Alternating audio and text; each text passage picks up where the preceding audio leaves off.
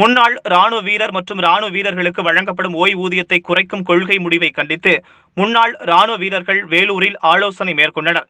அப்போது அரசியல் கட்சி துவங்க ராணுவ வீரர்கள் முடிவு செய்துள்ளனர். வேலூர் மாவட்டம் கல்புதூர் கிராமத்தில் இந்திய முன்னாள் முப்படை வீரர்கள் மற்றும் துணை ராணுவப்படை வீரர்களின் கூட்டம் மாநில தலைவர் சுரேஷ் பாபு தலைமையில் நடைபெற்றது. இதில் மாவட்ட செயலர் ஏழுமலை, ஒருங்கிணைப்பாளர் ஜம்புலிங்கம் உள்ளிட்ட முன்னாள் ராணுவ படையினர் மற்றும் துணை ராணுவ படையினர் கலந்து கொண்டார்கள். இந்த கூட்டத்தில் நிறைவேற்றப்பட்ட தீர்மானங்கள் குறித்து மாநில தலைவர் சுரேஷ் பாபு செய்தியாளர்களிடம் கூறுகையில், தற்போது ராணுவ வீரர்களுக்கும் முன்னாள் ராணுவ வீரர்களுக்கும் ஓய்வூதியத்தை குறைக்கின்றனர்.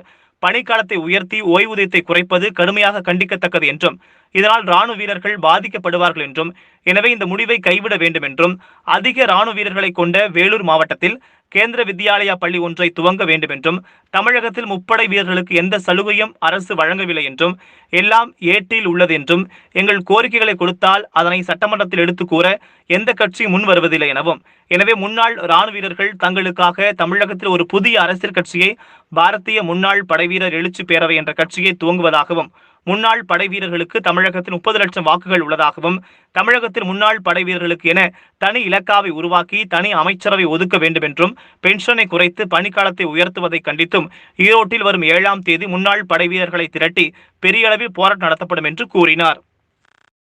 நாங்கள் தனி கட்சி துவங்குவதாக முடிவு செய்துள்ளோம். அக்கட்சியின் பெயர் பாரதிய முன்னாள் படை வீரர் எழுச்சி பேரவை. இந்த கட்சி வெகு விரைவில் உதயமாகும் என்பதை மிக்க மகிழ்ச்சியோடு தெரிவித்துக் கொள்கிறேன். இதன் சார்பாக நம்முடைய ஒருங்கிணைப்பாளர் திரு பழனியப்பன் அவர்கள் ஒரு வார்த்தைகள் கூறுவார். இதுவரை எந்த சலுகையும் வழங்கப்படவில்லை.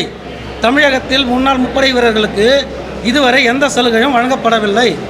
அதற்கு காரணம், தலைமையில் எங்களுக்கு ஒரு அமைச்சரவை இல்லை. அதை வேண்டுமென்று தான் நாங்கள் கடந்த சில வருடங்களாக போராடி கொண்டிருக்கிறோம். அதற்கான துவக்கம்தான் இன்று. எங்களுக்காக தனிப்பட்ட ஒரு அமைப்பு திராவிட கட்சிகளில் வேண்டும். அனைத்து அமைப்பும் உள்ளது போல் முப்படை வீரர்கள் அமைப்பு கண்டிப்பாக வேண்டும். எலெக்ஷனில் கண்டிப்பாக பார்ட்டிசிபேட் பண்ணுவோம்.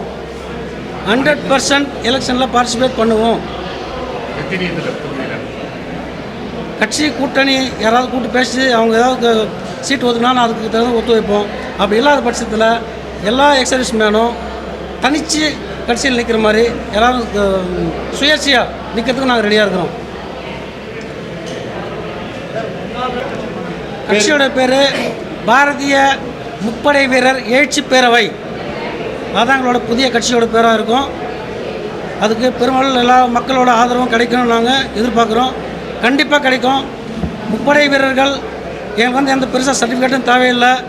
எங்களுக்கு எந்த ஓய்வும் பண்ண தெரியாது. யாரோட சுத்தம் அபகரிக்க தெரியாது. நாங்கள் நேர்மையான முறையில் தான் இருப்போம். எங்களுக்கான சலுகைகள் கிடைக்காத பட்சத்தில் கட்சியை ஆரம்பிப்போம். எங்களுக்கு ஒத்துழைக்கிற எந்த திராவிட கட்சிகளாக இருந்தாலும் அவங்களுக்கு ஒத்துழைக்க நாங்கள் ரெடியாக இருக்கிறோம்.